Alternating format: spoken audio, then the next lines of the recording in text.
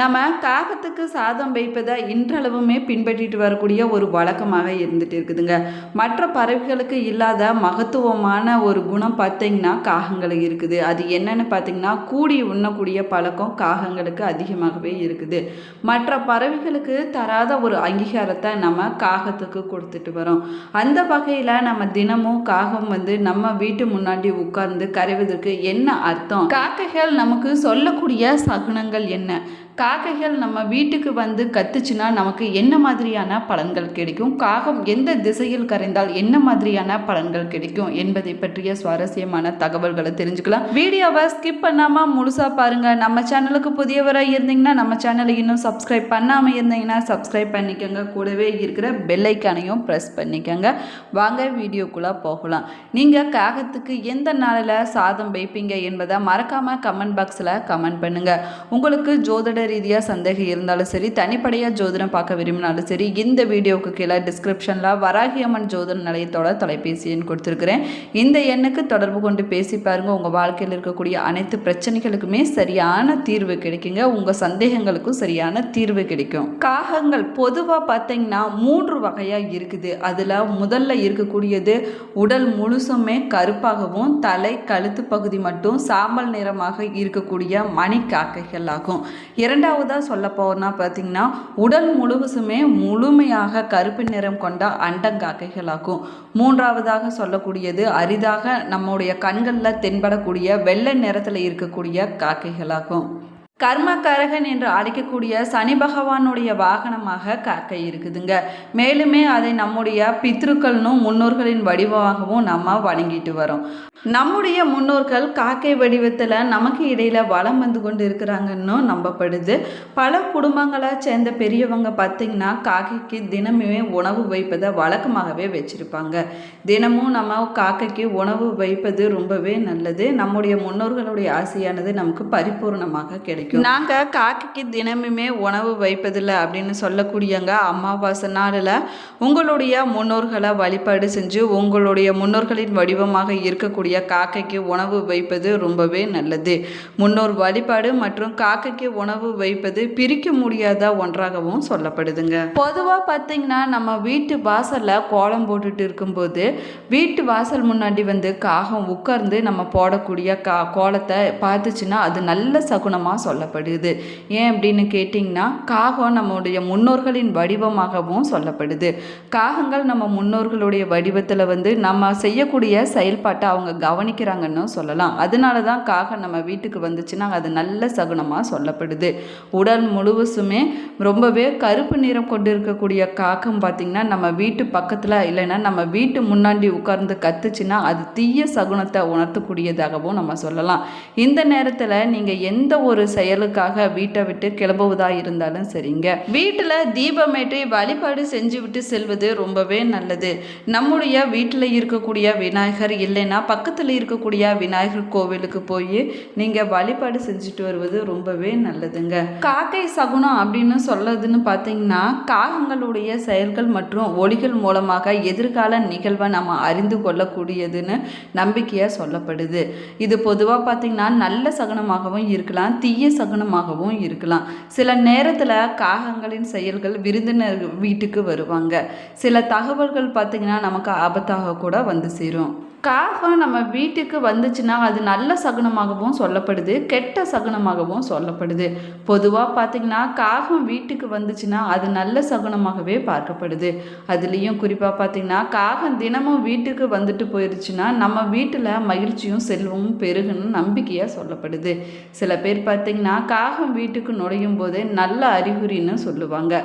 வீட்டில் இருக்கிறவங்களுக்கு அதிர்ஷ்டம் வரப்போகுது என்பதை அடையாளமாக கருதப்படுது. குறிப்பாக தினமும் காகம் வீட்டுக்கு வந்துட்டு போச்சுன்னா நம்முடைய வீட்டில் நேர்மறையான ஆற்றல்களானது அதிகரிக்கணும் நம்பிக்கையாக சொல்லப்படுதுங்க. நாம் காகத்துக்கு சாதம் வைக்கும்போது எப்பயுமே கிழக்கு திசையில் வைப்பது ரொம்பவே நல்லது. அதே போல் காகம் கிழக்கு திசையில் கத்துச்சுன்னா எடுத்த விஷயம் லாபமாக முடியும் என்று அர்த்தமாகுமா. அதே போல் தென்கிழக்கு திசையில் காகம் கரைஞ்சிச்சுன்னா தங்கத்தால் லாபம் பெருகும். பகைவர்களுடைய தொல்லையானது விலகிவிடும் என்று அர்த்தமாகும். அதே போல் தெற்கு திசையில் காகம் கத்துச்சுன்னா எடுத்த காரியத்தில் லாபம் உண்டாகும். மேலுமே தென்மேற்கு திசையில் காகம் கத்துச்சுன்னா பொருள்களால் லாபம் ஏற்படும். மேற்கு திசையில் கத்துச்சுன்னா மனதிற்கு இனிய செய்திகள் வரும் என்று அர்த்தமாகுமா. சில நேரத்தில் மணிக்காகம் என்று சொல்லக்கூடிய சாதாரணமாக நம்ம பார்க்கக்கூடிய காகம் பார்த்திங்கன்னா நம்ம வீட்டு முன்னாடி வந்து உட்கார்ந்து தொடர்ந்து கத்துவதை நம்ம பார்த்துருப்போம். இது நமக்கு நல்ல செய்தியாக நல்ல சகுனத்தை உணர்த்தக்கூடியதுன்னு சொல்லலாம். இந்த மணிக்காகம் நம்ம வீட்டு முன்னாடி அடிக்கடி வந்து கத்திட்டே இருந்துச்சு அப்படின்னா நமக்கு வீடு மனையோகம் உண்டாக போகுதுன்னு அர்த்தமாகுமா. அதே போல் நம்ம வீட்டுக்கு விருந்தினர்கள் வருகை ஏற்பட போகுது என்றும் அர்த்தமாகுமா. நம்முடைய வீட்டில் நேர்மறையான ஆற்றல்களானது அதிகரிக்கணும் சாஸ்திரங்களில் சொல்லப்பட்டிருக்குது. மேலுமே காகம் வந்து நம்முடைய தலையில் உரசிச்சுன்னா பொதுவாக அது ஒரு அபஸ்த குணமாகத்தான் சொல்லப்படுது. காகம் நம்முடைய தலையில் வந்து உரசிருச்சுன்னா நம்ம கடவுளை வழிபாடு செய்வது ரொம்பவே நல்லது. அப்படி இல்லைன்னா நம்ம தானம் செய்யலாம், இல்லைன்னா கோவிலுக்கு போய் நம்ம பரிகாரம் செஞ்சுட்டு வருவது ரொம்பவே நல்லது. நம்ம வீட்டுக்கு முன்னாடி காகம் வந்து கரைஞ்சிச்சுன்னா பொதுவாக நம்முடைய வீட்டுக்கு உறவினர்கள் வருவாங்க, இல்லைன்னா நண்பர்களுடைய வருகையானது இருக்குன்னு சொல்லப்படுது. இது ஒரு நல்ல சகுனமாகவும் பார்க்கப்படுது. வீட்டுக்கு மகிழ்ச்சியான செய்தி வருவதற்கான அறிகுறியாகவும் பார்க்கப்படுதுங்க. இருந்தாலும் காகம் கரைவது சில நேரங்களில் ஆபத்தான செய்திகளை கூட கொண்டு வரும். நம்ம பயணம் போகும்போது காகம் வலமிருந்து இடம் போச்சுன்னா தன லாபத்தை கொடுக்கும், இடமிருந்து வலம் போச்சுன்னா தன நஷ்டத்தை உண்டாக்கும். நம்ம பயணம் செய்யும் போது நம்மளை நோக்கி காகம் கறந்து கொண்டே பறந்து வந்துச்சுன்னா அந்த பயணத்தை நம்ம தவிர்த்து கொள்வது ரொம்பவே நல்லது. ஒருவர் பயணம் போகும்போது அவருடைய வாகனம், குடை, காலணி, இல்லைன்னா அவர் உடல், நிழல் போன்றவற்றை காகம் தன் சிறகால தீண்டுச்சுன்னா பயணத்தின் போது அவருக்கு ஏதாவது ஒரு ஆபத்து வர நேரலாம் என்ற எச்சரிக்கையாகுமா. அதே நேரம் பூஜை செய்வது போன்ற காகம் பூக்களை கொண்டுட்டு வந்து நம்ம மேலே தூவுச்சுன்னா அந்த பயணத்தால் பல விதமான தன லாபம் ஏற்படக்கூடும் என்று அர்த்தமாகுமா.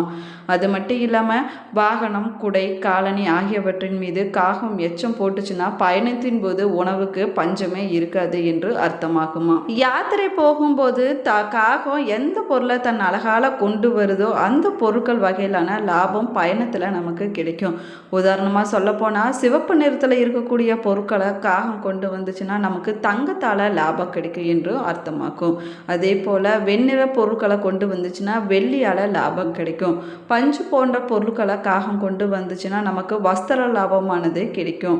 இப்படி இருக்கக்கூடிய பொருட்களை அந்த இடத்திலிருந்து காகம் எடுத்து செல்வது போல நம்ம பார்த்தோம்னா அந்த வழியில் நஷ்டம் ஏற்படும்.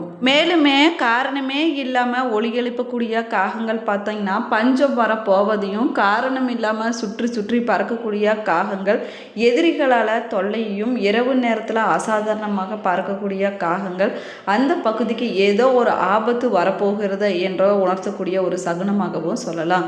காகங்கள் மிகவும் அமைதியாக உட்கார்ந்து கிழக்கு திசையை பார்த்து கத்துச்சுன்னா அரசாங்க ஆதரவு, நண்பர்கள் சேர்க்கை, தங்கத்தால லாபம், நல்ல உணவு கிடைக்கும் என்று அர்த்தமாகுமா.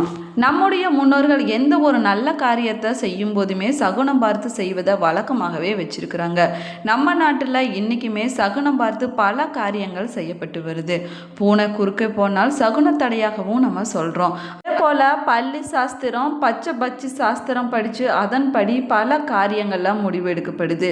கிளி ஜோசியம் பார்த்து எதிர்காலத்தை தெரிந்து கொள்ளக்கூடியவங்க இன்றைக்குமே நிறைய பேர் இருக்கிறாங்கன்னு கூட நம்ம சொல்லலாம். பயணம் போகும்போது நிறைகுடம் கொண்டு வரக்கூடிய பெண்கள் எதிரில் வந்தாங்கன்னா அது நல்ல சகுனமாகவும் சொல்லப்படுது. துணி துவைப்பவங்க அழுக்கு துணியை சேகரித்து கொண்டு நம்ம எதிரில் வந்தாங்கன்னா அது நல்ல காரியமாகவும் சொல்லப்படுது. நம்ம போகிற இடம் ஜெயமாகும் அப்படின்னு கூட சொல்லலாம். அதே போல் நம்முடைய உறவினர்கள் போலவே நம்முடைய இருக்கக்கூடிய காகங்கள் சில சகுனங்களை உணர்த்துதுங்க. வைகாசி மாசத்துல நல்ல ஒரு மரத்துல காகம் கூடு கட்டுச்சுன்னா தானிய விளைச்சல் அமோகமாக இருக்குமா. அதே போல ஒரு பட்டு போன மரத்துல காகம் கூடு கட்டுச்சுன்னா பஞ்சம், அழிவு ஏற்படுவதற்கான வாய்ப்பு இருக்குதான். மரத்தினோட கிழக்கு புற கிளையில காகம் கூடு கட்டுச்சுன்னா இலையுதிர் காலத்துல மழை பெய்யும் என்று அர்த்தமாகுமா. அதே போல மேற்கு கிளையில காகம் கூடு கட்டுச்சுன்னா மழைக்காலத்துல மழை மட்டும்தான் பெய்யும் என்று அர்த்தமாகுமா. தெற்கு மற்றும் வடக்கு கிளையில் காகம் கூடு கட்டுனா மழைக்காலத்துக்கு காற்றாடி காலத்துக்கும் இடையே மழை பெய்யும் என்று அர்த்தமாகுமா. மேலுமே காகம் மரத்தோட உச்சியில் போய் கூடு கட்டுச்சுன்னா ஆவணி, புரட்டாசி, ஐப்பசி, கார்த்திகை ஆகிய 4 மாதங்களுக்கு மட்டும் மழை பெய்யும் என்றும் அர்த்தமாகுமா. இந்த பதிவு உங்களுக்கு பயனுள்ள தகவல்களை கொடுத்துருக்குன்னு நினைக்கிறேன். இந்த பதிவு உங்களுக்கு பிடிச்சிருந்தால் லைக் பண்ணுங்கள், ஷேர் பண்ணுங்கள், கமெண்ட் பண்ணுங்கள். நம்ம சேனலை இன்னும் சப்ஸ்கிரைப் பண்ணாமல் இருந்தீங்கன்னா சப்ஸ்கிரைப் பண்ணிக்கோங்க.